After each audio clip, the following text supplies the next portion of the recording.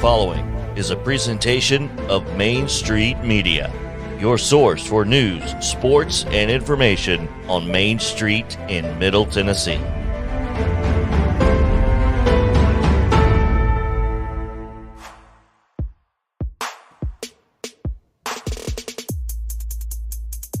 Welcome into a Thursday edition, October 13th of Main Street Sports Today, presented by Mid-Tennessee Bone and Joint. Chris Yao, on this beautiful Thursday. Thank you guys for hanging out with us here as we get you set for some preps.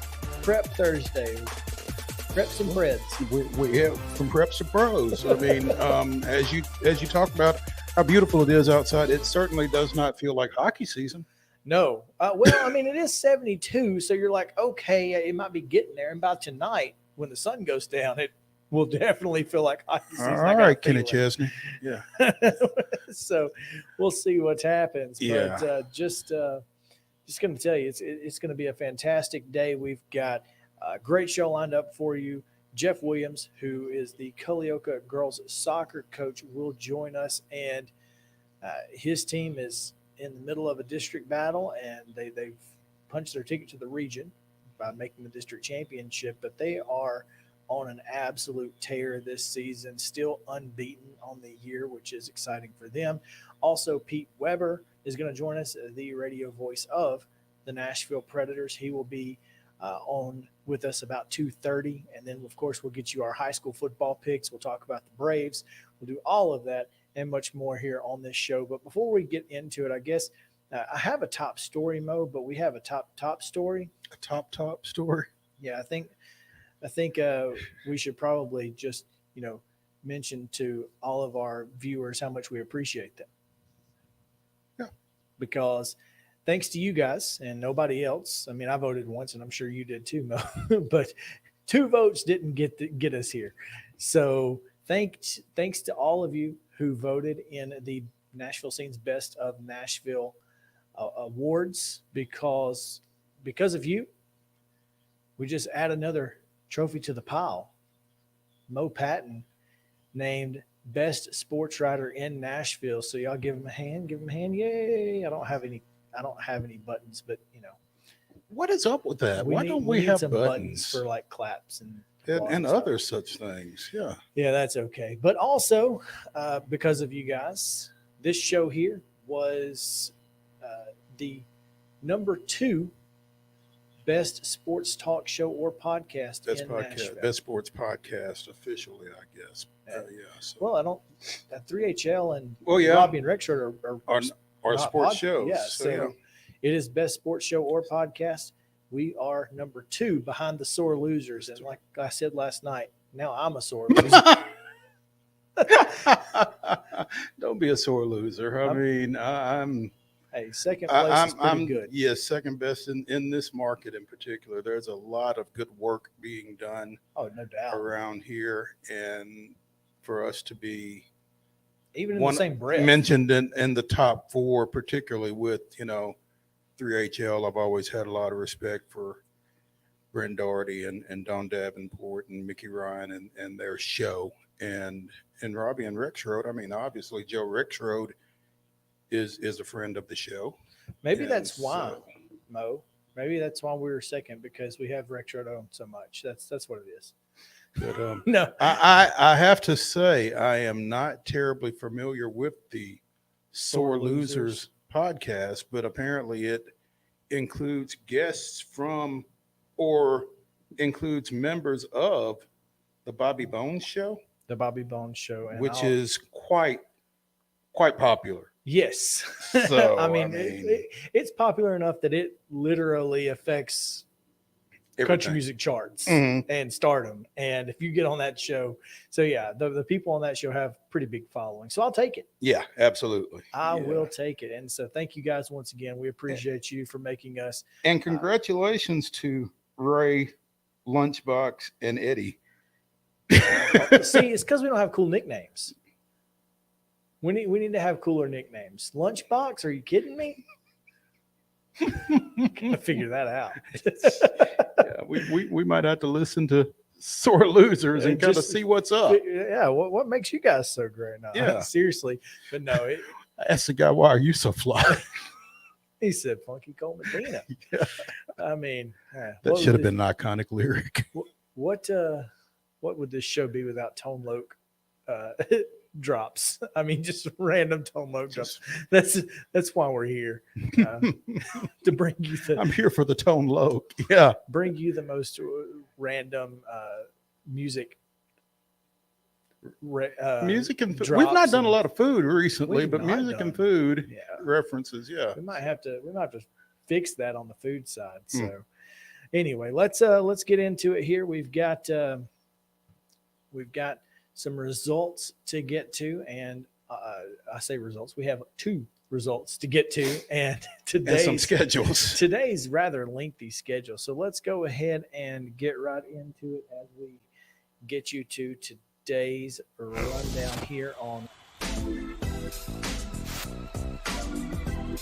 Last night, the San Diego Padres beat their National League Divisional Series with the Los Angeles Dodgers, winning 5-3 after losing 5-3 in Game 1. So that series is now tied 1 apiece as they go to Petco Park in San Diego tomorrow. Also, the Braves got off the mat with a 3-0 win over the Phillies that was delayed extensively because of rain. But even that series, it goes back to Philadelphia for Game 3 tomorrow. High school football tonight, all 7 o'clock kickoffs. Hillwood is at Creekwood. Sequatchie County is at Giles County. Marshall County is at Glencliff. Laverne is at Overton. Republic is at Mount Juliet. Whites Creek travels to Trousdale County, and FCA is at Zion Christian in 8-man play. Again, all 7 o'clock starts. Volleyball tonight at 6 o'clock. Zion Christian hosting Lighthouse Christian of Antioch just before that football game. So they're just going to have everybody on campus at one time. Good for them and smart. When you leave the volleyball match, just head on right out to football. There you That's go. a good deal. It's 7 o'clock tonight. Brentwood will host Station Camp while Houston goes to Clarksville. Cleveland's at home against Oakland. Collierville hosting Dixon County. Lawrence County goes to Creekwood, and Summertown's at Harpeth. Ravenwood will be at Hillsborough, while Lebanon hosts Bradley Central, and Loretto at home against Camden Central. It's Sycamore at Murfreesboro Central Magnet. East Robertson goes to Sale Creek. It's a tough region match right there. Goodness gracious. And Eagleville is at Watertown. In girls soccer action this evening, as we mentioned, Huntland is at Cullleoka at 6 o'clock. Also at 6 o'clock, Wilson Central is at Mount Juliet. Watertown is at Smith County. Fairview travels to Sycamore. At 7 o'clock, Station Camp is at plays Gallatin, and East Hickman plays Cheatham County. Independence Academy is at Merrill Hyde at 7. Grace Christian of Franklin goes to Nashville Christian at 7. Also at 7, Murfreesboro Central is at Page, and Stewart's Creek plays Siegel. And White House plays Liberty Creek at a time unknown to us. In Major League Baseball action today, it will be right now. Not right now, but Not yet. soon, very soon. Mariners will be at the Astros. It's 2:37 first pitch on TBS. Houston leads that series 1-0. The Guardians and Yankees are postponed. So that should be interesting. Don't know what that means. Yankees for- lead that series 1-0 though. So Game 2 will be tomorrow, maybe, which was supposed to be a travel day for them. Yeah, I have no idea what's going to happen now. Yeah. In NHL action tonight, the Nashville Predators are at home in their season opener against the Dallas Stars. So, Actually, it's not their season opener. You know, they played those 2 global series, but it's their home opener for do those sure. count? Yes. Really? Yes, they're 2-0. Who knew? Did not realize that. There you go. See, this is great. TIL. Today I learned. That's right. Well, home opener, 7:30 tonight. It's on ESPN Plus or Hulu. So I don't think it's on Bally tonight. So if you want to watch it and you don't have Bally, like me, you can watch it. And in NBA preseason action, the Grizzlies are at Detroit. That's a 6 o'clock tip on NBA TV. In college football action tonight, Baylor is at West Virginia, Big 12 tilt, 6 o'clock on FS1 and on ESPN. Temple is at Central Florida. Also in NFL Thursday night action. Goodness gracious. The Commanders are at Soldier Field against the Bears. 7:15 kickoff on Amazon Prime. Find something else to do. Literally anything. Anything. Watch the PREDS. Come on out to CULLEOKA. That's a much better option.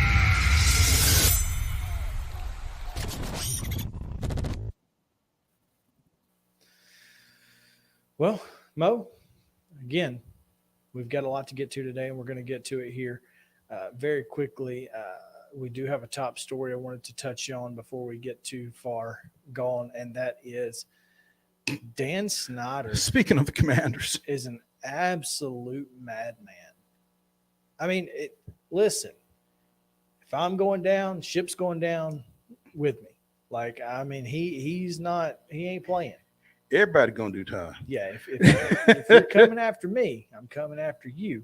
Apparently, according to an ESPN story today, Dan Snyder allegedly hired private investigators to investigate Roger Goodell and every other owner in the National Football League to find dirt in the event that they tried to force him out as owner of the Commanders.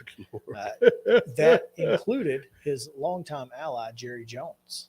So, dirt not hard to find on Jerry. So, I bet. I mean, Jerry just kind of puts his stuff out there. He don't. That care. is true. He's not trying to hide a whole lot of anything. I got $1 billion. Like, do what you want to try. You could try. I mean, he's not real worried. I'm just gonna be honest. He's really not. Yeah, I mean, worst case scenario. Okay, you're gonna make me sell the Cowboys. Darn. To who? who's got enough money to buy it? So yeah. Anyway, but yeah, I think this is a crazy story, man. It is, but I mean, did we not know that Dan Snyder was a madman? Oh no, I mean, this just kind of this confirms it more than reveals it. Oh yeah, absolutely. Yeah. Not shocked. Didn't necessarily see this particular bombshell event coming, but yeah, not surprised. Not surprised. There you go. Which, to me, is all the more reason to make him sell his team. You got to go, buddy. Yeah. Okay. Well, here's the thing, and he apparently has something on somebody. I'm sure he does. According to his, his private conversations that were revealed in this sourced article. Mm-hmm. So anonymously sourced, by the way. Surprise. Mm-hmm. But yeah, man, what a unique situation. Well, what a shock. There's dirt on other NFL owners. Yeah, no, we're not surprised. Nobody's surprised here. No, they're just not. Yep. So we'll go from pros to preps, Mo, because we'll get on the other side of this break. Jeff Williams will join us and talk about his CULLEOKA girls soccer team. It's going to be a fantastic match tonight, and looking forward to it. Looking forward to talking to him. So you guys stick with us here on Main Street Sports Today, presented by Mid-Tennessee Bone and Joint. We'll be right back after these short messages from our friends from across Southern Middle Tennessee and beyond.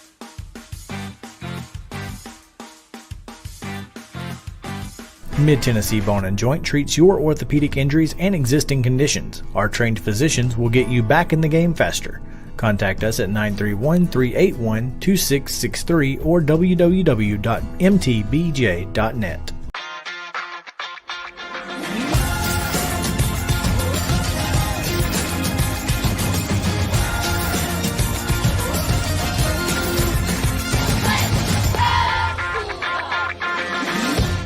Hey folks, while we take a quick break from the show, I want to tell you about our friends over at Custom Stone Handlers in downtown Columbia.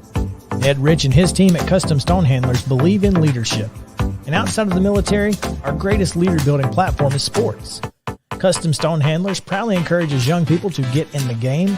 You can contact them today at 931-490-4990 or visit CustomStonehandlers.com. Jones & Lang Sporting Goods here in Columbia has been outfitting teams, officials, and anybody else from T-ball to college for 50-plus years. Be sure and check them out at 931-388-8060 or online at jonesandlang.com. Jones & Lang Sporting Goods, the look of a winner. Zion Christian Academy, ZionEagles.org or 931-388-5731. You can schedule your appointment. Go tour their campus. It is beautiful over there, and you're definitely going to want to see it. Again, it's ZionEagles.org. Give them a call, 931-388-5731. 888-5731 and schedule your tour today. Are you an enthusiastic sports fan? Want to have fun and get in on the action? Heck, yes. That'd be awesome. Have great attention to detail? Want to stay active? Definitely. Want to give back to the student athletes in your community? Obviously, yes. Then you'd make an excellent high school sports official.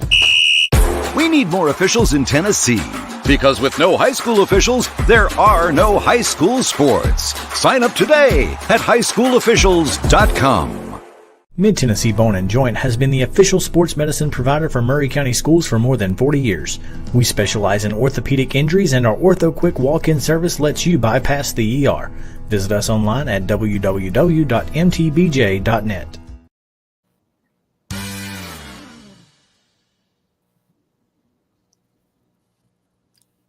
Of course, it was the end of the song, right? It's just how it goes. Welcome back in. Around here, anyway. Welcome back into Main Street Sports Today, presented by Mid-Tennessee Bone and Joint.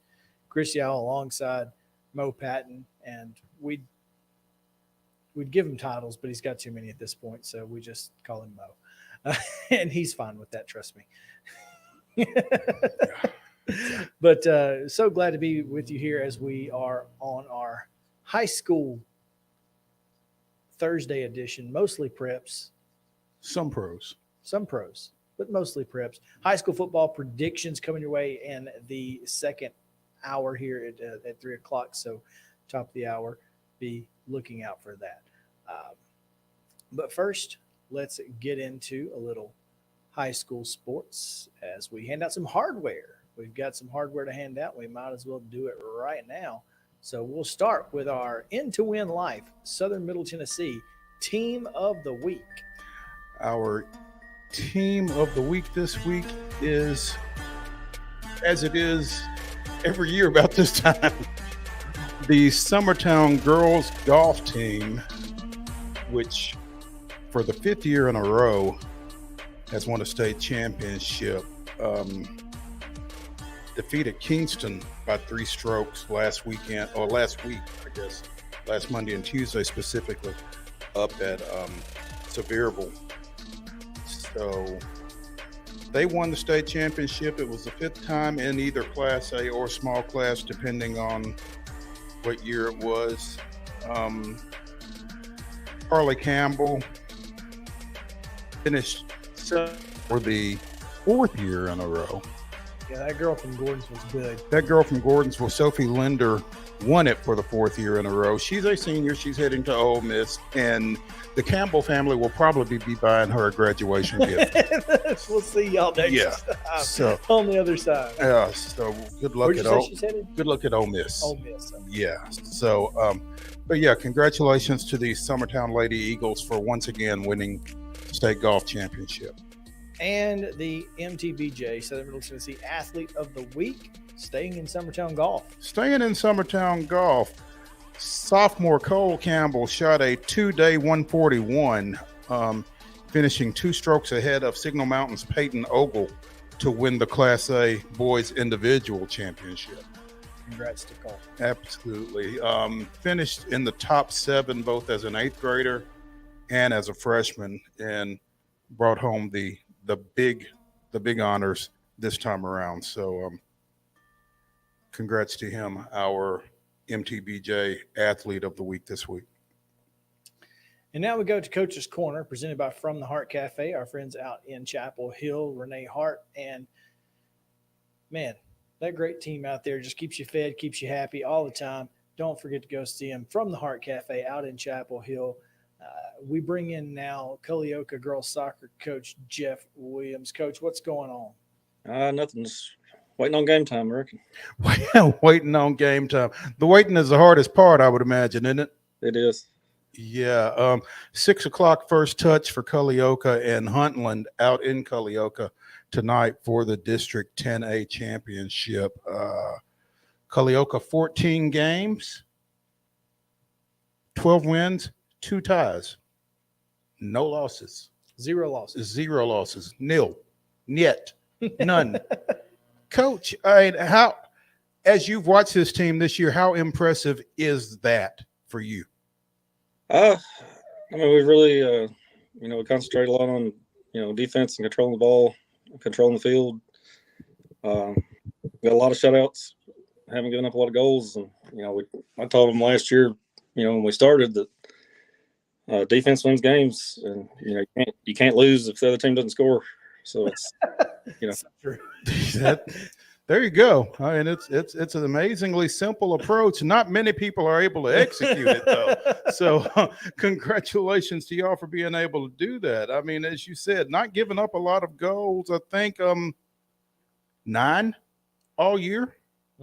So 9 goals in 14 games. That's like you said, that's going to make it pretty hard to lose. So yeah.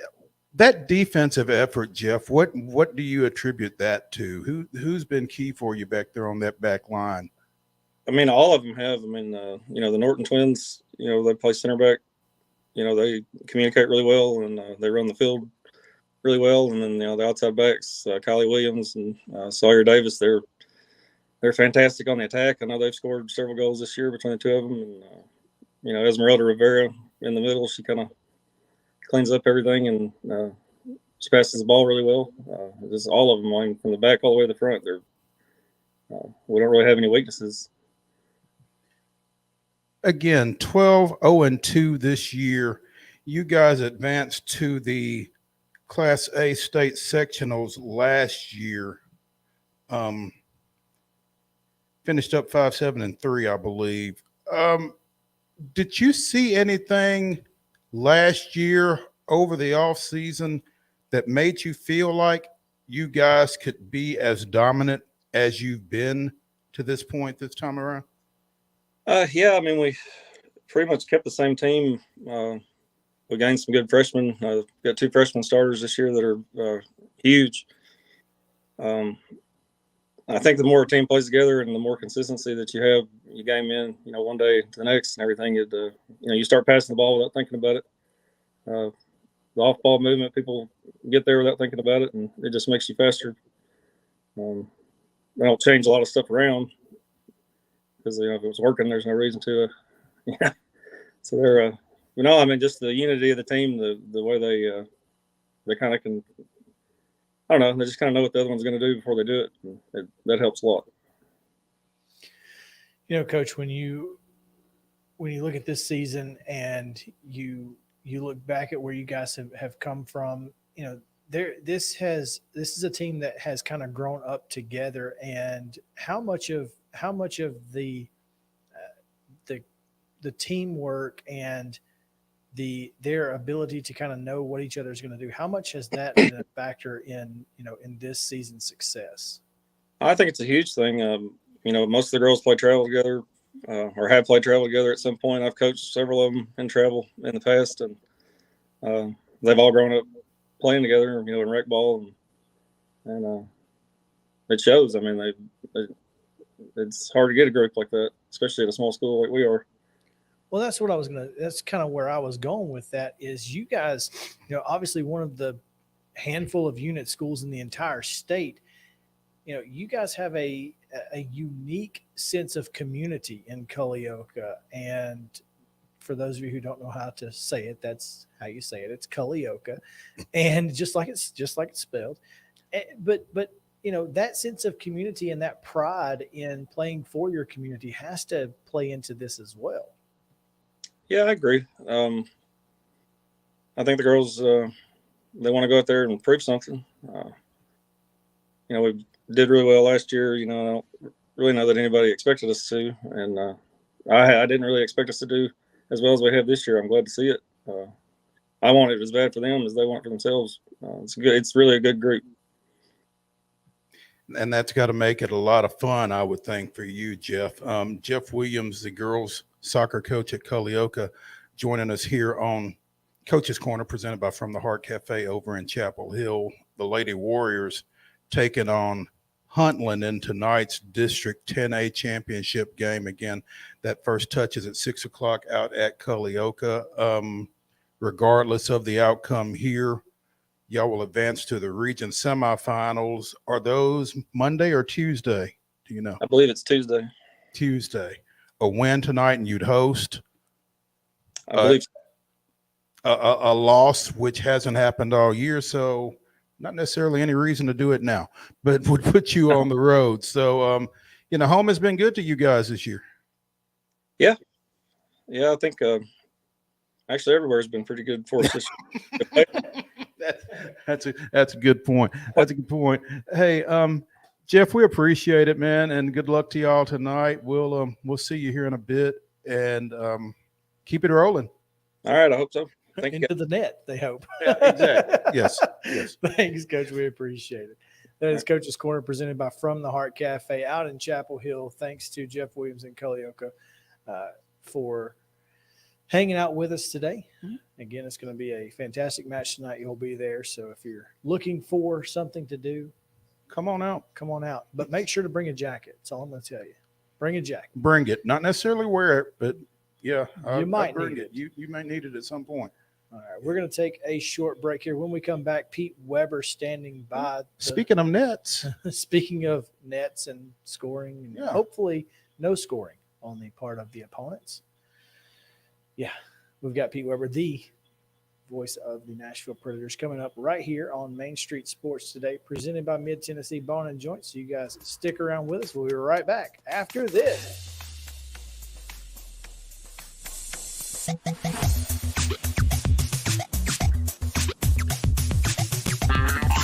This is Chris Yao with Main Street Sports Today. Every show, Mo Patton and I welcome friends from all across the sports landscape, from high school coaches and reporters to national, college, and pro sports personalities. You never know who might stop by for a chat.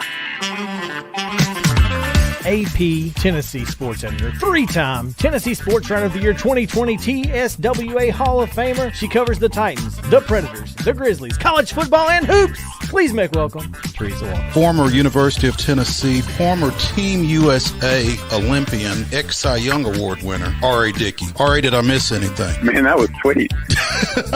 Yeah, I need to listen to that before I go to bed every night. That was nice. Has 5 sports Emmys. That's not bad for the other guy in Wham, Ryan McGee.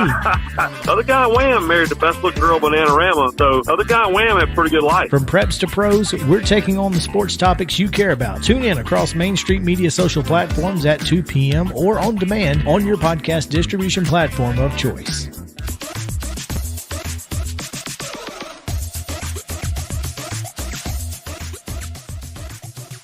Welcome back into Main Street Sports Today, presented by Mid-Tennessee Bone and Joint. I'm Chris Yao. He's Mo Patton, and we are glad to be with you here on this Thursday edition of Main Street Sports Today, the second best sports podcast or sports show in the Nashville market, as voted on by you, the readers. That's what we're going to do with the almost award-winning sports show.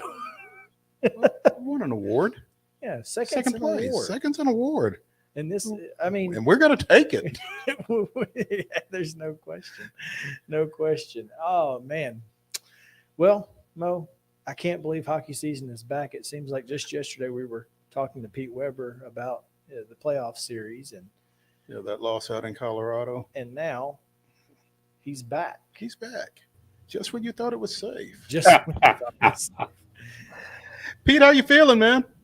Feeling good. I've got my sleep rhythms close to being normal now after the trip to Prague and before that to Switzerland. So I'm only waking up at about 4:30, 5 o'clock in the mornings now, wide awake and not able to sleep anymore. But you got some stamps on the old passport. So that's yes, good. I did. Yes, I did. And somebody was kind enough, and Mo, it was not you, but somebody really got me energized the other day here after coming back home, sending me a video of Harry Carey doing an advertisement for Mexican food.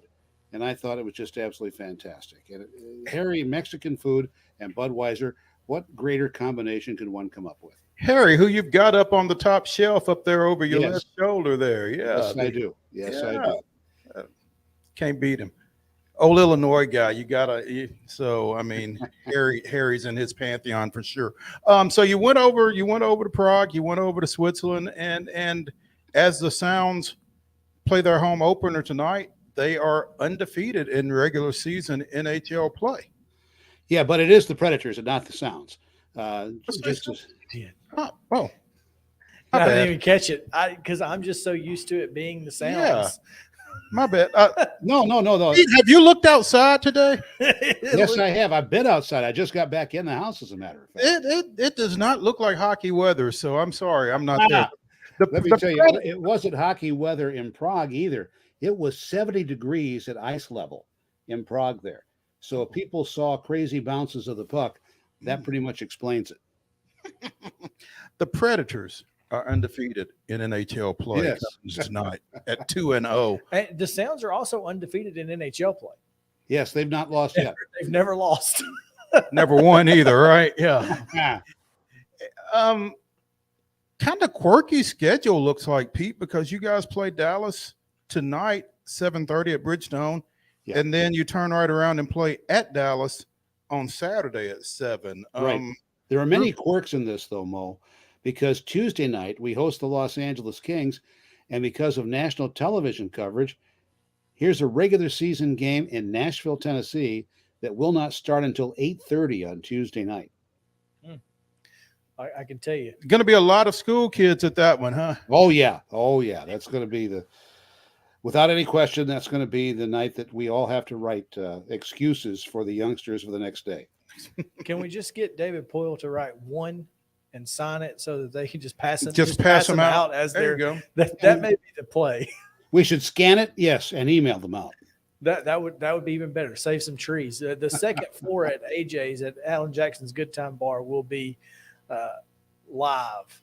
Yeah. For an 8:30 puck drop. Oh my goodness. Oh goodness. There'll People will have plenty of time to get there from work. That's for sure. Yeah. Well, yes.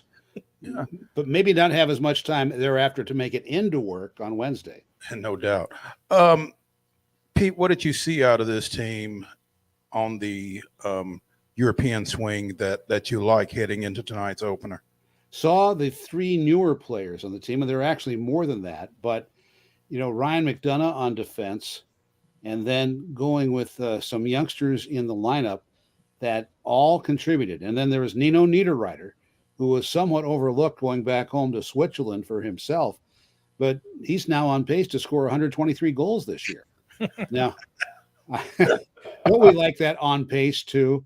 We did that, of course, throughout the season with the home run count for a certain Yankees outfielder. Here come the judge.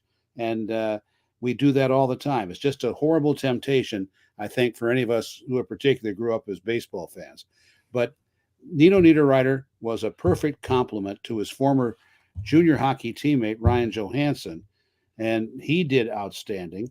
The beast line with Colton Sissons centering for Yakov Trenin and Tanner Jeannot was there on a regular basis, getting involved as the way they usually do, playing a physical game, a game that emphasizes puck possession and brutality. If you were trying to take any liberties with the Predators, they will hit you and hit you very solidly. So let's just see how that all plays out. Kiefer Sherwood got the first goal of the season in the game number 1 in Prague, and he played extraordinarily well. And then it looked like Eli Tolvanen might be the guy that's going to take his spot and juggle the lines a little bit going into tonight's true, if you will, season opener. I was very concerned. I didn't know. I was like, wait, it's not season opener. I didn't know what to expect. So I'm glad that glad we got that figured out, because I was unaware. Mo set me straight. But me setting somebody straight on hockey. Go figure. Hey, we'll take it. Pete, one of the things that a lot of folks had some issues with. Obviously, we dealt with trying to get Philip Forsberg re-signed. Mm-hmm. That all worked out in the end. Is this team primed for an actual run, or is this going to be more competitive rebuild, or maybe slowly moving back up into that top echelon of the NHL? It may be gradual moving up. I don't think it's anymore the competitive retooling or rebuilding, or however you want to put it. But this might be, at this stage, with everybody all hands on deck healthy, might be the best Predators team that they've had in 4 or 5 years. And I know that's tall cotton, but that's the way it looks right now to me. That's good to hear, because I was, I just didn't know. I know we've got a lot of young kids. That's Yes. like you said, you just mentioned it. There are a lot of young kids on this team. And if the Predators are going to be successful, they're going to have some production out of those young players. Yes, they are, without any question whatsoever. And if they get just a little bit of it from what the sample size gave them in the Czech Republic, or I call it that because I have a difficult time saying Czechia, which is the way they're saying it over there now. But that was a lot of fun for me to observe. Now, in goal, obviously, you say Soros is the guy, but last year we saw him perhaps get a little fatigued over the length of the year. What is the backup goalie situation, and is it something that Preds fans should be worried about, or can they feel comfortable occasionally getting 74 out of goal? Let's put it this way. I feel comfortable with Kevin Lankinen. He played very well throughout training camp and the preseason games, and he played, I think, very well in game number 2 in Prague on Saturday afternoon, Nashville time. So I think they are probably much better off than they were a year ago. Not to cast any aspersions on Dave Riddick, but they had to play UC as much as they did last year because they knew they needed him in there to make sure they even made the playoff field. And that's a tough spot to be in. Yeah, it is. And because it just felt like you were kind of grinding UC down, and I think it kind of looked that way as things played out. So plus he had the injury late. So and that's the thing is, I'm not allowed to go to any more Preds games because I've been to 2 regular season games, both of them against Calgary.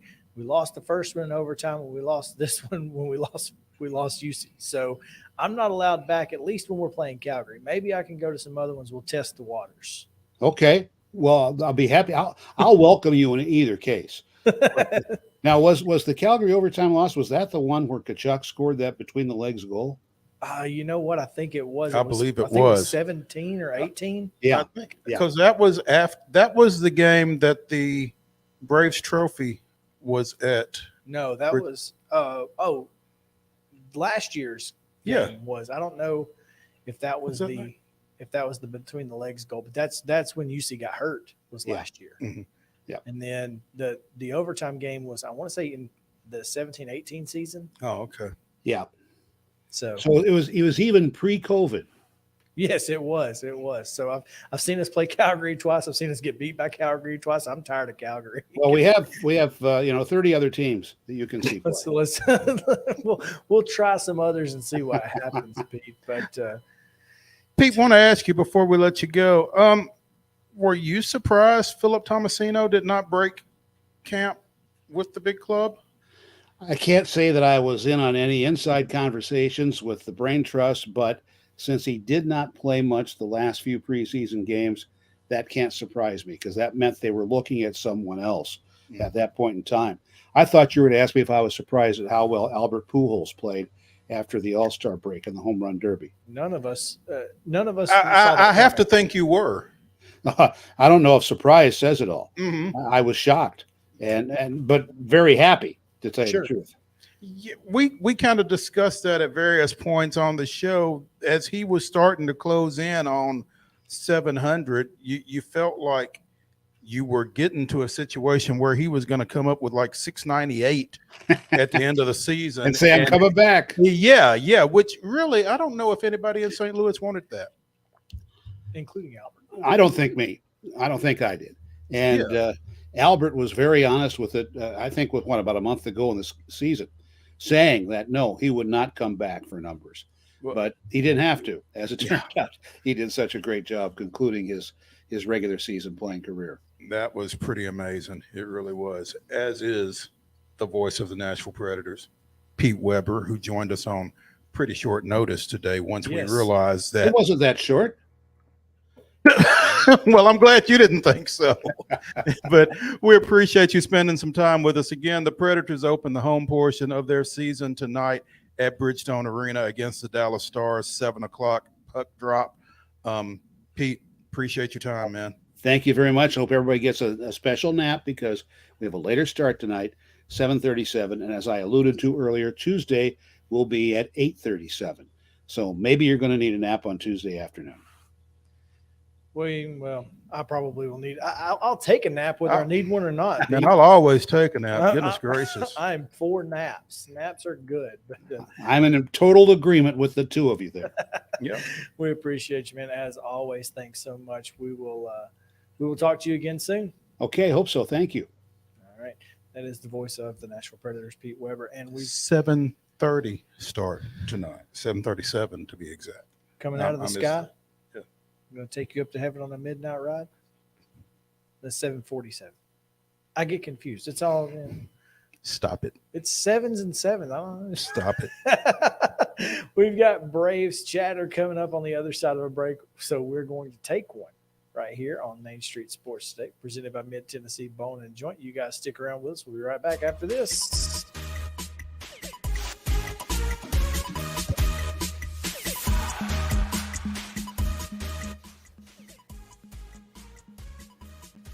Mid-Tennessee Bone and Joint treats your orthopedic injuries and existing conditions. Our trained physicians will get you back in the game faster. Contact us at 931-381-2663 or www.mtbj.net.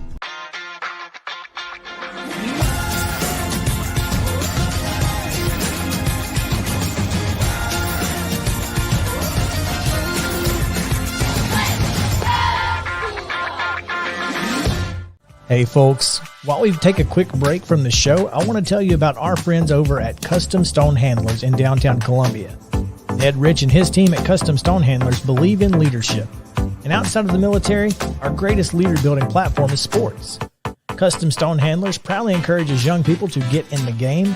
You can contact them today at 931-490-4990 or visit CustomStonehandlers.com. Jones & Lang Sporting Goods here in Columbia has been outfitting teams, officials, and anybody else from T-ball to college for 50-plus years. Be sure and check them out at 931-388-8060 or online at jonesandlang.com. Jones & Lang Sporting Goods, the look of a winner. Zion Christian Academy, ZionEagles.org or 931-388-5731. You can schedule your appointment. Go tour their campus. It is beautiful over there, and you're definitely going to want to see it. Again, it's ZionEagles.org. Give them a call, 931-388-5731, and schedule your tour today.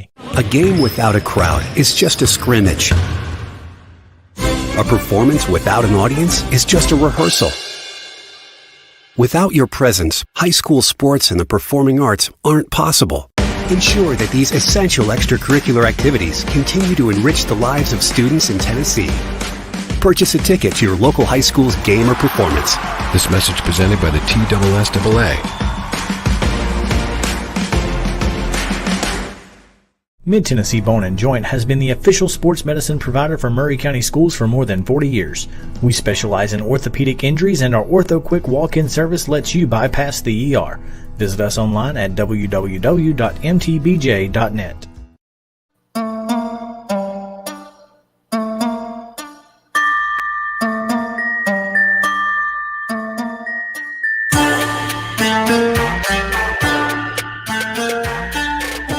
You're asking me? So? I mean, it makes sense, but Probably. I couldn't answer that with any certainty. Little xylophone action there. Welcome back in.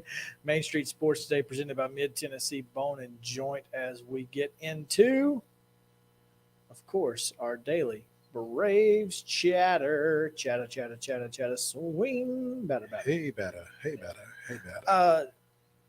Two things real quick. Number one, glad to know that Ronald Acuna Jr. is good to go. No structural damage on the elbow. Structurally, he's okay. Bet he's got one heck of a bruise, though. He's probably got a heck of a bruise, and he's probably going to have a long memory on that one. I know it wasn't. Couldn't have been. It wasn't intentional, you don't think, but as perfect as he had been pitching to that point, I mean, okay, let me ask you. I get it, but what purpose would it have served if it were? No, none. Which is why it wasn't intentional. Yeah, but I mean, there were 2 outs. 2 outs. You don't want to give the Braves any kind of momentum because you'd only thrown 54 pitches to that point. And you definitely did. And because 54 pitches to 75 pitches and you're out of the game. Yeah, because you go hit batter, walk, scorched single, RBI, dribbler, RBI, CNI single, RBI. You've lost the game. And you've lost the game. So, I mean, whatever, if it was on purpose, whatever it was you were intending to accomplish, you did not. No, unless it was to let the Braves win in your hometown. And I can't imagine that was it. I can't imagine Zach Wheeler is that big a Braves fan at this point. So I tell you, man, he was insane up until that hit batter. But Kyle Wright wasn't much less. Kyle Wright was also insane. Yeah, I mean, he had given up a couple of base hits and that kind of thing, but, you know, managed to stay away from trouble. Bryce Harper advanced to third in the first inning? No, second. Second inning. Yeah. Yeah, and he led off with a double. Mm-hmm. Got to third on a sac fly. And from Real Muto. Technically, that's not a sac fly, but yeah. But it is. Yeah. I mean, it's a productive out. Absolutely. Yeah. Yeah. And but Real Muto gets charged with an at bat, unfortunately. But yeah. Yeah, Wright was right there with Wheeler all night. You know what? I'm gonna challenge the system. Why is a bunt a sacrifice, but a fly ball is not? Unless it's an RBI, that's a good question. And as someone who has scored, been the official scorer for organized baseball, it's a fair question. It's a valid question. It's a question I've asked, but I mean, that's the rules. I understand. I think we should change the rules. Let's change the rules. I don't know how easily those rules are changed, but yeah, you're not wrong. I don't know why moving a guy from first to second because it's an obvious attempt. Maybe because a sac fly could easily be a home run. Yeah. With a few more feet. Sure. So perhaps it's the intent. Maybe. Anyway. See, maybe you just answered your own question. Yeah, but I don't like it. I think if I hit a fly ball that's deep enough to move a runner over, I should get the same benefit as if I as if you bunted. 7 feet. Yeah, there you go. So that's not what this is about. But you know, Kyle Wright, we had lost 3 of the last 4. A lot of folks forget that we lost 2 in Miami. We only won 1 baseball game in Miami. We'd lost 3 of the last 4. It's the only one we had to win. I understand that. I understand. But we've said it all year long. Kyle Wright, stopper. 8-3 after Braves losses this season. He's as good as anybody could have been in that moment. And when you look back at the thought process of Brian Snitker, you know that had to play into the fact that, you know, he felt comfortable going to Kyle Wright in game 2, no matter what. Yeah. Yeah, regardless of what happened in game 1. Yeah. It's a heck of a point. And again, kudos to this bullpen. My goodness, were they not just Mentor, fantastic? Iglesias, and Jansen were nails last night, and if you take one of those 3 guys we have come to expect that from. If we take August out of Jansen's entire season, that guy's been lights out. Something happened. I don't know if it was just the dog days of the summer heat and the just the humidity getting to him, and he was just tired, or what happened.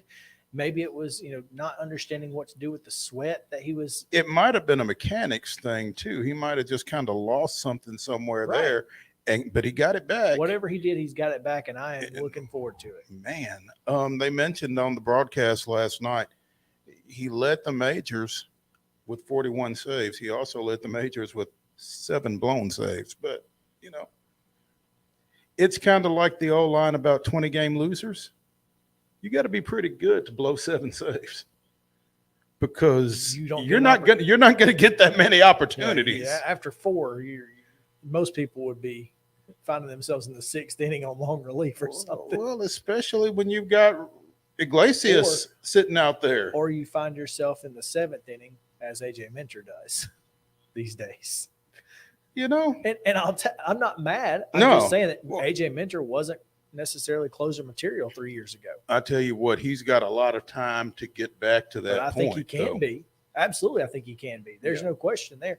But 3 years ago, he didn't have that. We had to go get somebody, and they did. So, and credit to Anthopoulos for realizing that and acting accordingly. So, you just get, this organization really. And here's the thing: is it feels like these players are very open. I mean, Will Smith was open to bringing in Kenley Jansen. Whatever's going to make us better. Whatever gets the ring at the end of the year. And quite nice rings. They are. And that's the thing is, you're looking at this from a team standpoint. And that's one thing that I think separates the Braves from a lot of organizations is a lot of organizations, and the Dodgers too, they play for the team more than they play for themselves. There aren't a lot of individuals. Now, they have great individual players, but each individual player is still working toward whatever's best for the team, or at least they have the mindset of, I want to do what's best for the team. Sometimes they're wrong on what is best for the team. I think when you look at a team like the Dodgers, they have to be like that because look at all the talent, look at all the guys, and look at what those guys have done. And for some of those, Cody Bellinger, batting 8th or not playing at all, that kind of thing. Look at the back of his baseball card, as they like to say. And it really goes back to kind of the 90s Bulls. The 96 Bulls with Rodman and Pippen and Kukoc, who had just, Steve Kerr, Jordan. It just felt like there were nothing but massive individual stars on that team, and yet they were able to play for one reason, for one thing. They were moving all in the same direction. And when you've got talented players and players that talented moving in the same direction, it's an unstoppable force. There you go. And it was last night as well. I want to show some highlights here. Kyle Wright there is the Huntsville, Alabama native, by the way. Jacksonville State will be playing UNA in Huntsville at Toyota Field on Saturday. Played at Buckhorn, right? Yes, he was a Buckhorn Buck. Yes. We won't get into that. But Kyle was fantastic. Got out of a couple of jams, was able to do that. Of course, again, we talked about how great Zach Wheeler was. He had been dominating the Braves all year long. And outside of that, outside of getting that final out, he was 1 out away from continuing to be almost perfect. I mean, you see Dansby Swanson strike out there. Nobody could catch up. Nobody could figure out. And all he was doing was throwing heat by people, just throwing it by you. Didn't care. And then, of course, Bryce Harper, I'm going to give Bryce Harper all the credit in the world. But a little outside, but we'll take it. Schwarber was not happy with that call, as he shouldn't have been. But right here is that's what you get out of Kyle Wright. Just painting the corners. And that's why he got the call he got with Schwarber. Right. It's because he had been so perfect on the corners. Now, here we go. If this is not one of the most insane baseball plays I've ever seen. Well, if it's not, the next one is. Then this one is. Yeah. I mean, when you watch Dansby Swanson track this ball over his right shoulder and then straight up to come up with the basket catch diving, that's insane. And Kyle Wright knows it. Thank you, sir. Yeah. And then in the bottom of the 6th here is Ronald getting absolutely drilled in the elbow. Took a long time to get him back to there where was some he question felt, as to whether or not he was going to continue, obviously. Except he said, what? I've already missed one postseason. I'm not missing another. So he said, we're good to go. I'm staying in. He was able to get out there, play defense, didn't have any issues. I don't think he had a ball hit to him the rest of the way. So we'll take that. The baseball god's kind of looking out for him right there, I think. No doubt. And then swinging the old hickory, And hitting with the old hickory. And hitting with the old hickory is Matt Olson, who sends a shot to first base that was not playable. Hoskins couldn't come up with. Yeah, just smoked it. And then this right here, the best dribbler of all time, as Dansby Swanson, you see, comes in to score as Austin Riley makes it earns the RBI. Just you could. I think that run was huge. And then Darno right here, man, I was so pumped when Darno got that single because I mean he deserved it. Well, and as folks like to say in the postseason, okay, here's the play. Here's the play right here. I thought this was so far out of play. I was like, why are you even running? Because. And then boom. And you got to realize, I mean, he had the tarp to contend with. He had the wall to contend with there. As someone and he snow coned it, and then he held on to it. As someone who has tracked a foul ball and run into a wheelbarrow, that's not easy. I bet he had somebody telling him there was a tarp there, though. I did not have it warn me. Thanks. Warning about the wheelbarrow. I think I speak for everybody when I was like, what? Who is that? This is a random. Just up out of nowhere. Here comes Justin. Yeah. Jansen closing it out. 74. That's a solid number for our fandom. UC Soros, Kenley Jansen. I'll take it. Braves again. Winners last night, 3-0 over the Philadelphia Phillies with a PH, not an F. So we go back to, not to West Philadelphia, though. No. Where anyone born and raised. No. But we will go to Philadelphia for games 3 and 4. Still no word on a game 3 starter, although I did see Martin Bowman just tweeted that Spencer Strider was available last night in the bullpen. They just didn't go to it. You need to. No, I'm just saying that he had apparently available out of the bullpen last night. Mm-hmm. They've not named a game 3 starter.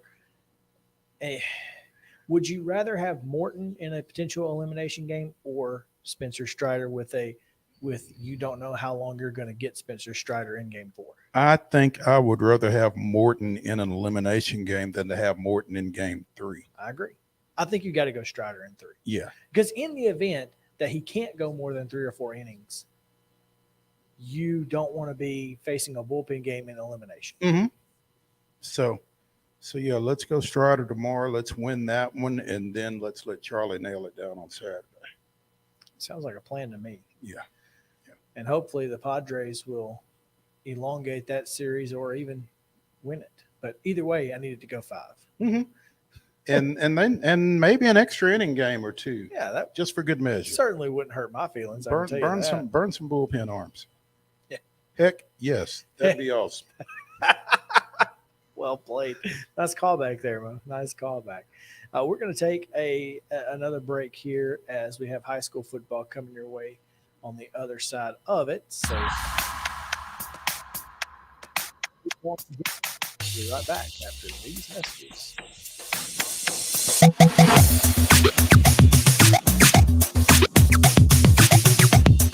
Mid-Tennessee Bone & Joint has been the official sports medicine provider for Maury County Schools for more than 40 years. We specialize in orthopedic injuries, and our Ortho Quick walk-in service lets you bypass the ER. Visit us online at www.mtbj.net. This is attorney Bart Durham, and this is me. I'm Aaliyah. Keeping in good physical condition is really important to me. But when I had a wreck with a tractor-trailer truck that hurt my legs so bad I couldn't work for almost a year, I knew I needed a lawyer that understood tractor-trailer cases. So I called Bart. Bart gets millions of dollars for his clients every year. At Bart Durham Injury Law, we've handled hundreds of tractor-trailer cases. My dad and I want to help. Give us a call at 615-242-9000.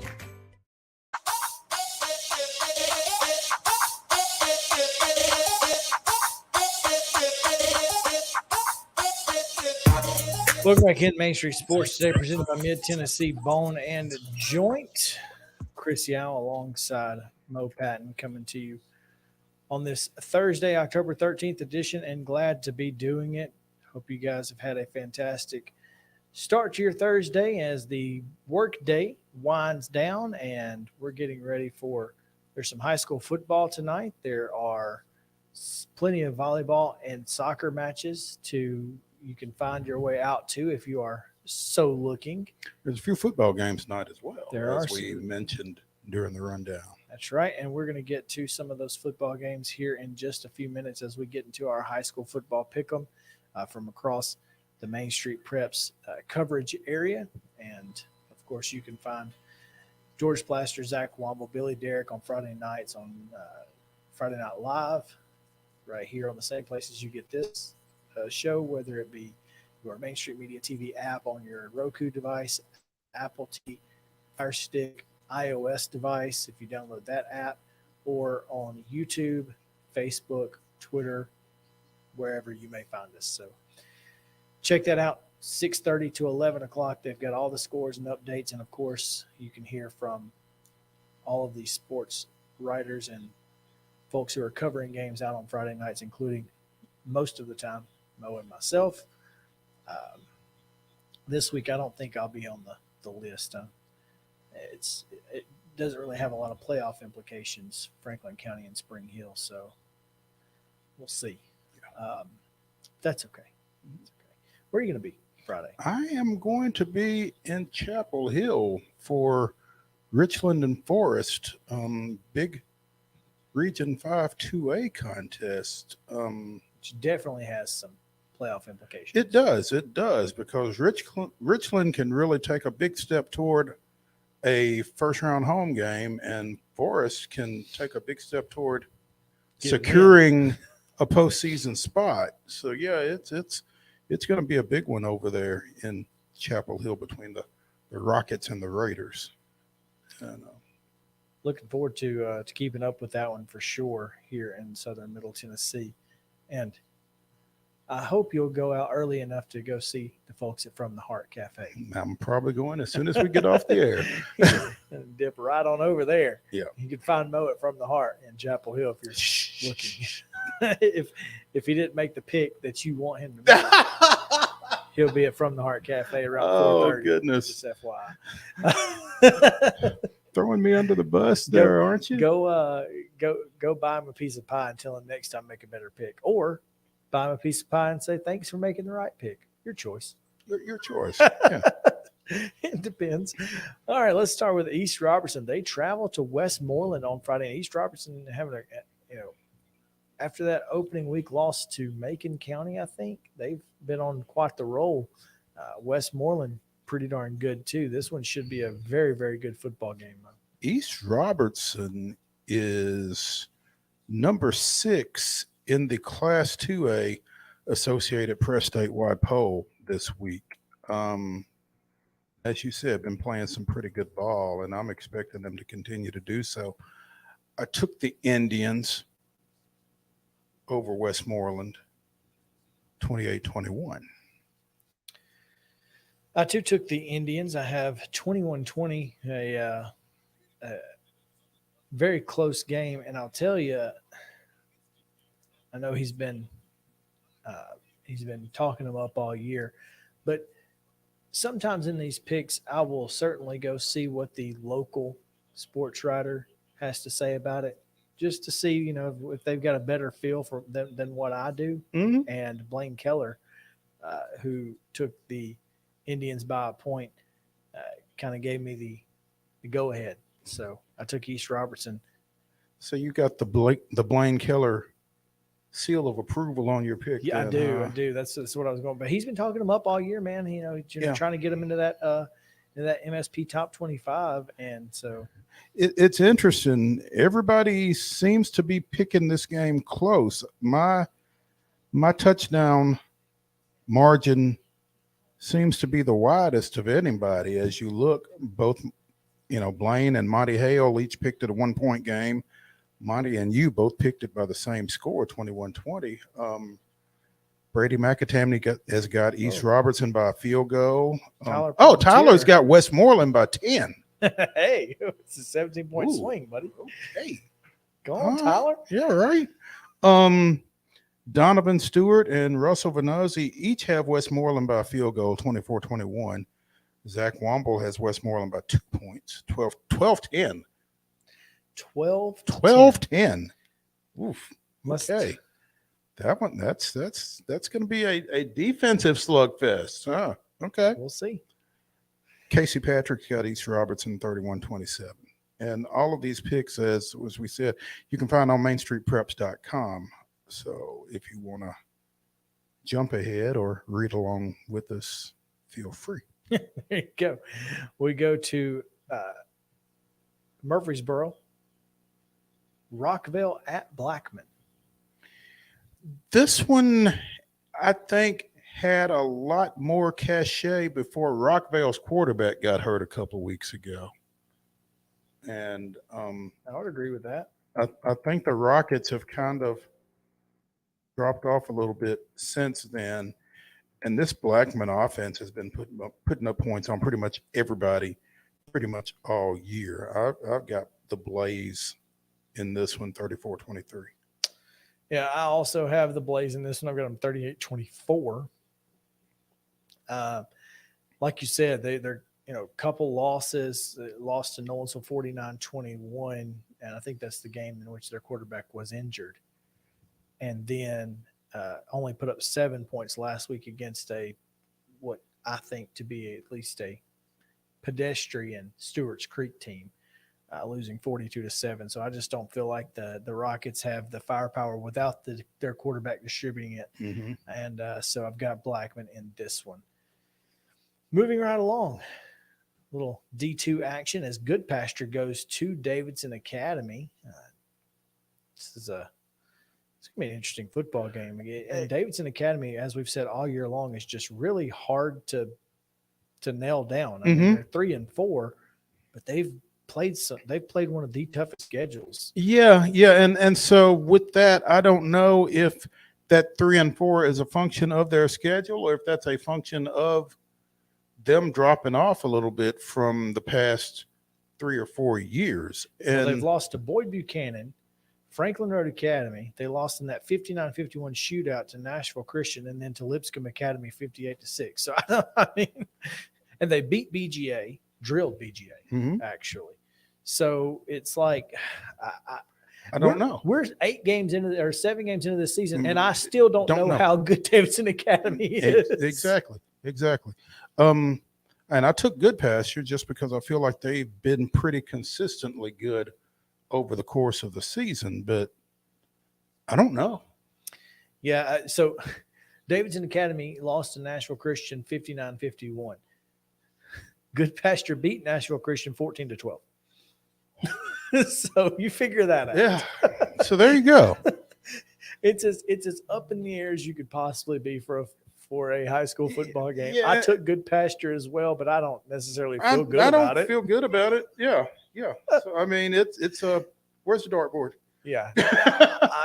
Coin flips, all I got. Yeah. The next one I do feel pretty good about. I mean, and that's unfortunate because I wish this game was going to be more competitive than I think it's going to be. Look, Beach and Gallatin is a really good. These are two storied football programs, and fact is that Gallatin they're having a down year. That's just the facts. And I don't know though, man. I'm gonna tell you. I feel like, and I know it's a cliche, but as we've said before, cliches are cliches for a reason. I think you throw the records out the window. Now, I think Beach is going to win this ball game, but I think Gallatin's going to play better than you think, and I think Gallatin's going to make it close. I've got I got Beach. 28-24. I think this is going to be a very entertaining ball game just because, along the same lines as Beach Hendersonville. I mean, I think when you get any of those Sumner County teams on the same field, those kids know each other. There's bragging rights are always on the line. And Gallatin's at home. And they don't have to go to Shackle Island, which makes a difference. It certainly has made a difference in years past, and I'm not telling you what I've heard. I'm telling you what I know because I've seen it. But I don't know that home field will necessarily be the difference in this ball game. But, again, I think Gallatin makes this game close. Again, I think Beach wins it. they may not even necessarily win it late. I mean, it might be Gallatin with a late touchdown to close it down. But I think this is going to be an entertaining ball game for 48 minutes. Staying north, Pearl Cone at Greenbrier. Pearl Cone coming off an absolute offensive just onslaught last week. Yeah, they played that Thursday night game against Marshall County last week. And is that right? Or was that 2 weeks ago? That was last week, last Thursday. Okay. We had OC on last week. They start to run together after a while. The weeks man. Especially, man. At this point, I'm just, it is what it is. So was it just last week that I was in Summertown on Thursday night? Loretta, rather? I don't know. I have no idea. At any rate, I think Pearl Cone has some momentum going. I think they won a really big game against Marshall County, and I think they can kind of sniff the finish line as the Region 5-4A race winds down, and I think they win this one. I think they win it pretty big, actually. You've got 38-17. I've got 35-14. So you've got 2 field goals and I don't have. So same. I don't know if I've got 2 field goals or if I've got a couple of missed extra points on somebody's part or a few. No. There you go. It could be any of those. Yeah. But yeah, I like I said, I like Pearl Cone pretty big in this one. I think they've got some guys that are capable of making some big plays, and I think they do so. And as you look through here, that 3 touchdown margin seems to be pretty popular. It does. 3 touchdowns seems to be about the margin that you'd expect. You look at what Greenbrier has done to this point, and I think this is a good football team. I think they've been able to really hold some folks down defensively. I don't think this is a good matchup for their defense. I would probably agree with that. This defense is good. This will be the toughest test the defense has faced so far. There's no question there. In Southern Middle Tennessee, heading over to Sawyer Brown Road will be the Columbia Academy Bulldogs. That's not an easy trip either, from here to there. I know. I drove it every day for a year. That's right. You did live out that way. I lived on Sawyer Brown Road. That's funny. Yeah. I mean, literally, I drove there every single day for a year. Did you leave some breadcrumbs for Seth Anderson and them for Friday? They might need it, but if they don't have breadcrumbs, they should just stop at Mestizo's Mexican restaurant on the way in or out, because it was the jam. It was the way to go. Yeah, Columbia Academy heading over to Nashville Christian, and losing Connor Rawson wasn't a good thing, but I do think, and I'll give Elisha Nieves has certainly stepped into that role and given them an opportunity to win most of the time. I think that what Elisha Nieves doesn't necessarily give Columbia Academy is the running threat. Correct. That a bigger, sturdier Connor Rawson provided you. And so that's going to allow defenses to kind of key a little bit more on Monte Baldwin. And most defenses were already keying on him. So it's going to be tough for him to get his yardage, but it's going to give Nieves some opportunities in the passing game to make some plays, I think. It is. And here's the thing. Look, I think this is a really interesting matchup, because I don't know a lot about Nashville Christian either. As I said, they lost to Good Pasture 14-12, but also beat Davidson Academy by 8 in a shootout.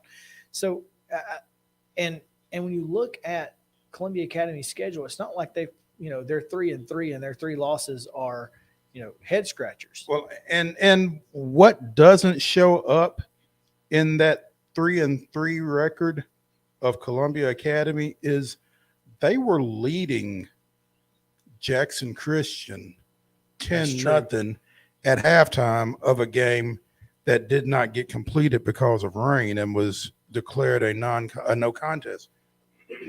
Excuse me. Jackson Christian is number 4 in the AP D2A poll at 5-1. I'm gonna tell you something. Jackson Christian was getting ready to lose that ball game if they had finished it. Oh yeah, there's no zero question. Columbia Academy had the momentum. They were in control of the game. I mean, the only I'm sorry, it wasn't 10-0. It was 10-0 until they scored right before halftime. An interesting clock adjustment allowed one more play, and they took advantage. And they threw a Hail Mary essentially to score. So Columbia Academy was in control of the football game on both sides of the ball. Absolutely. I mean, it could have just as well been 10-0 at halftime, right, but it was 10-7. Now, the 3 losses, Franklin Road Academy, no shame there. DCA, also no shame there. Defending state champs. And Boyd Buchanan, who just has the state's all-time winningest coach at their helm. No big deal. So then they come back after those 3 losses and just, put up points. Mount Juliet Christian, 51-8 win. And by the way, still the only blemish on Waverly's record. Did not realize that. So you did not realize that Waverly, which is number 5 in 3A. Yeah, 6-1 on the year. And the one? The one's Columbia Academy. So in Waverly. That's right, at Waverly. So look, and again, that was with Connor Rawson, but also Connor Rawson had not quite come into his own to that point either. This is an opportunity for Elisha Nieves and Monte Baldwin to really kind of put their stamp on Columbia Academy. Yeah, as a duo, because I think they can. Yeah, I mean, I picked Nashville. I picked Nashville Christian to win this ball game, but I would not be surprised if CA finds a way to pull it out. I've got Nashville Christian 27-20, so it's touchdown for me. I've got Nashville Christian by 10, 27-17. But again, no, I think it's a winnable ball game for CA. Absolutely. Station Camp and Portland. This, man, I'm telling you, Portland has been kind of they've been one of those teams that you can't get a hold on either. And Station Camp is somewhat similar to that. Yeah. They've got some wins that you don't necessarily think that you go, okay, Station Camp beat Gallatin, really? Right. Win over. Now let me tell you something. There's a little underlying something because Station Camp's coach Brent Alexander played at Gallatin.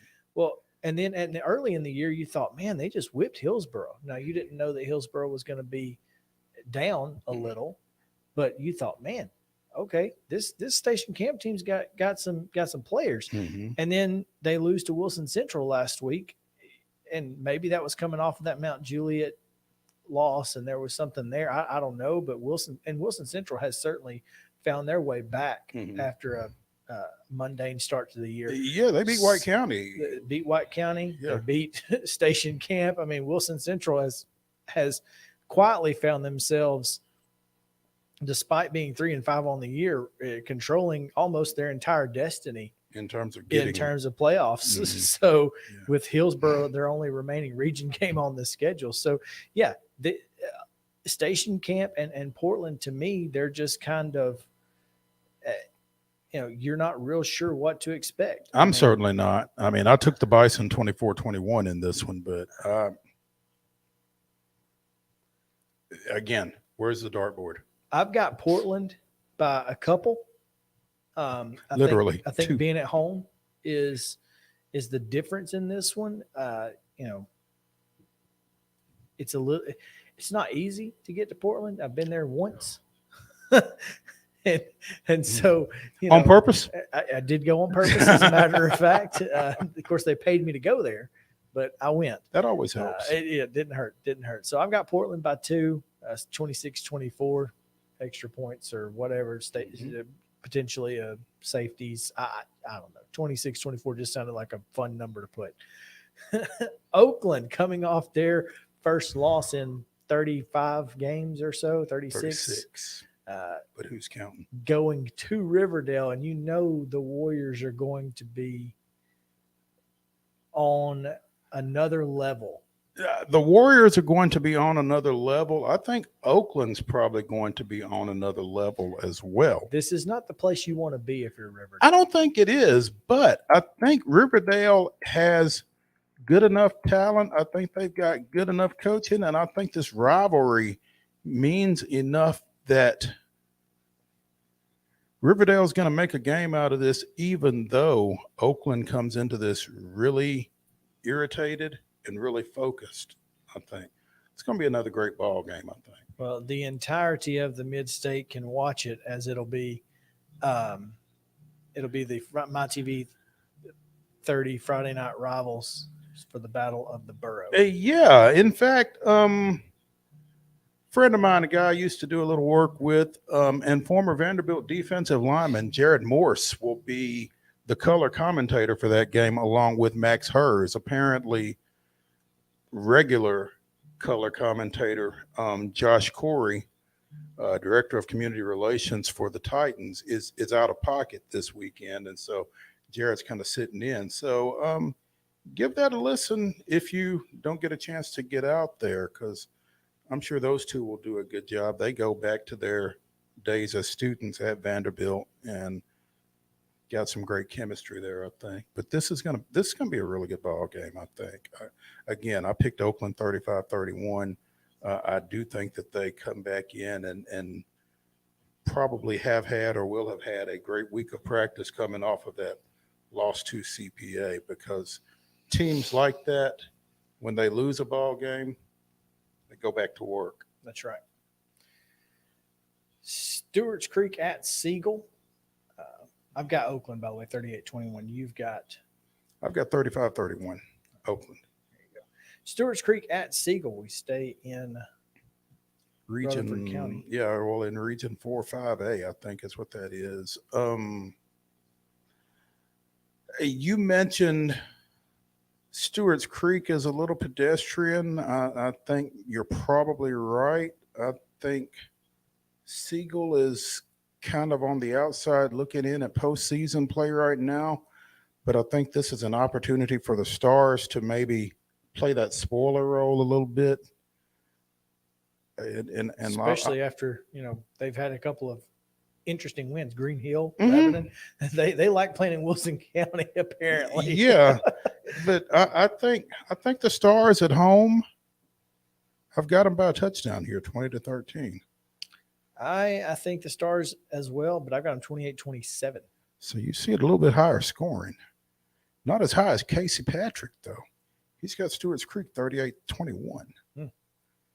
And it's interesting, this 1, 2, 3, 4, 5, 6, 7 of our panelists. 7 panelists have Stewart's Creek. While Siegel is the Emily Spears pick. But it's also Donovan Stewart's pick. And ours. Yeah. So I've got the Stars. Yeah. So we'll see. And finally, Lawrence County at Tullahoma. I think a lot of folks on this panel here may be getting caught up in the names of these two teams and not the way that they played this year, because I've got Lawrence County and I've got them by 2 touchdowns. It's been a tough year for Tullahoma. It has. They've had a lot going on down there this year. But I think, and I don't disagree with you. I think maybe people haven't necessarily been paying attention to what Lawrence County has been doing over the course of this year. David Marston has been there for almost 20 plus years, 20 plus years, I believe. So this may be one of his better teams. I don't think this is a 2-touchdown game either way, but and I certainly don't, with all due respect, Casey, I certainly don't think it's a 24-point game. But I've got Tullahoma in this one. I've got them by a field goal, and I think they've got a kicker who can be a difference maker, and that may be what it comes down to. 1-3 in the region. I'm sorry, 2-3 in the region right now, Lawrence County. But their 3 region losses are to the most likely other 3 playoff. Procon, Marshall County, Greenbrier. And Greenbrier. Yeah. I mean, so, you win the next 3, you're in. You're in. I mean, you just. Who do they finish up with after this? Hillwood and Creekwood. Now, Hillwood, I think, is obviously a winnable game. Creekwood is a great defense. So I think but it'll be a lot of fun in week 11. 11. Sorry, I almost said 10. It's hard to believe this is week 9. I won't talk about it. Don't want to talk about it. I've got Lawrence County 35-21. All right. And we move now to Southern Middle Tennessee, and Mostradamus puts on the hat, looks into his crystal ball, and tells us who's going to win down here in Southern Middle Tennessee. No, before you go. That's right. We already talked about Nashville Christian and Columbia Academy. Excuse me. Columbia Central goes to Lincoln County in a must-win situation, basically, for Central in terms of postseason. They got to win the last 2 to get in. And their last 2 are at Lincoln County and then at home against Spring Hill, I believe. So you feel like they're both winnable. And I think Columbia Central goes to the pit and picks off the Falcons here in this one. I've got them 31-27. We'll see. Yes, we will. Let's see. You want to make a pick on this one, or you just? I think Columbia Central gets this win as well, but I think it's just as close as you think it is. Mm-hmm. I think it's a very close football game. I think it is. But I definitely think that having a guy like Dane Holly who can make you start from the 20 and flip the field on punts, and then a guy like Max Patton who can kick a field goal if necessary. So makes a big difference. Yeah. Franklin County is at Spring Hill. As we stay in Region 6-5A play, and the Rebels 5-2 overall, 2-1 in region play. Spring Hill still looking for their first win. I think Franklin County gets this one and just continues to solidify their postseason opportunities. Yeah, behind Page and Nolansville in all likelihood. Right. Yeah. I agree with you there. Franklin County's just got athletes all over the field. I expect them to win this one. We talked about Richland and Forest. I've got the Raiders. This is not a typical season for Forest. This isn't a typical Forest team, I don't think. They've given up 40 points or more in each of their 4 losses, and I think that kind of dovetails with Richland's offensive ability. So I've got the Raiders in this one. And I'm going to go with Richland as well. I think that offensive line is just too good. I mean, if they can push around Mount Pleasant's defensive line the way they did, they can push around just about anybody. Speaking of Mount Pleasant, the 5-1 Tigers overall 3-0 in Region 5 2A play host 2-5 0-3 Summertown, and a win here would pretty much wrap up the region championship for Mount Pleasant, and I think they get it. I think this gives them an opportunity to maybe diversify their run game and maybe get some other running backs or get some running backs involved away from Nick Brown, maybe not expose him to so many hits because they're going to need him healthy. Well, a lot of Nick Brown's rushing yards don't come off of designed runs. Now, he is not quick to pull it, but he certainly doesn't have any problem doing it. He doesn't, but at the same time, I think they're probably going to need to call some more running plays. Oh yeah, absolutely. Just keep the clock running, hopefully, and keep the football in your hands. But Perez Carter is just fantastic, and he's a guy you got to utilize. Perez Carter, Darian Meza, they've got some guys that can make some. Kevin Cooper. There's a lot of talent on the offensive side of the ball for Mount Pleasant, but I think they take care of business in this one. And I'd like to see them throw a few more perimeter screens, to be honest with you. I mean, just get those Meza and Cooper out in space. But I'm certainly not going to question Kit Hartsfield's offensive philosophy. I just feel like I would like to see them in more of those situations, not that it's going to make them any better or worse. Hang on just a second, because I believe I've got Andrew. What is his last name? What is their offensive coordinator? Andrew Holcomb. Oh, you got his phone number? I got his number. Can we see some perimeter screens?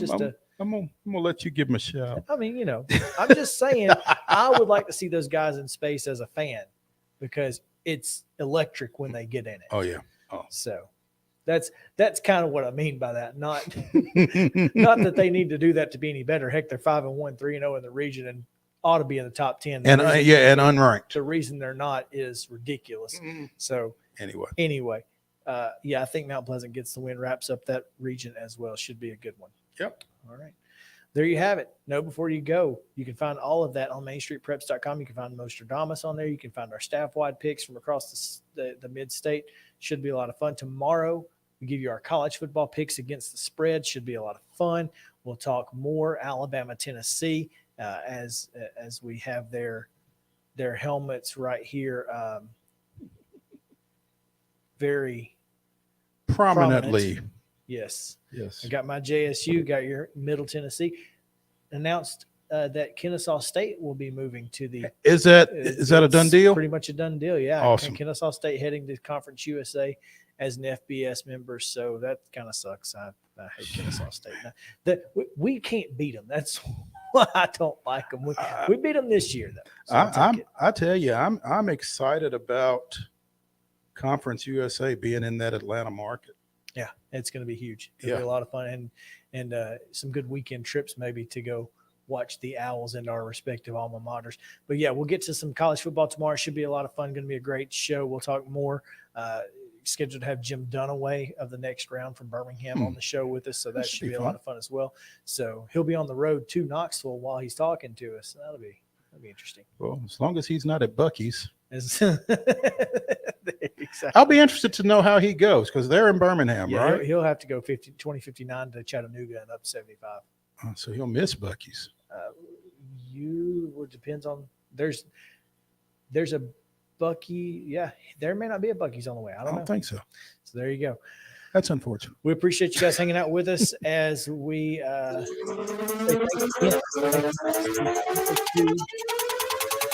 talk show podcast in the Nashville market as voted on by the readers of the Nashville Fame. Tomorrow, college football. Follow us on Main Street today, MSN, Twitter, and much more. For now, we say goodbye. We'll see you.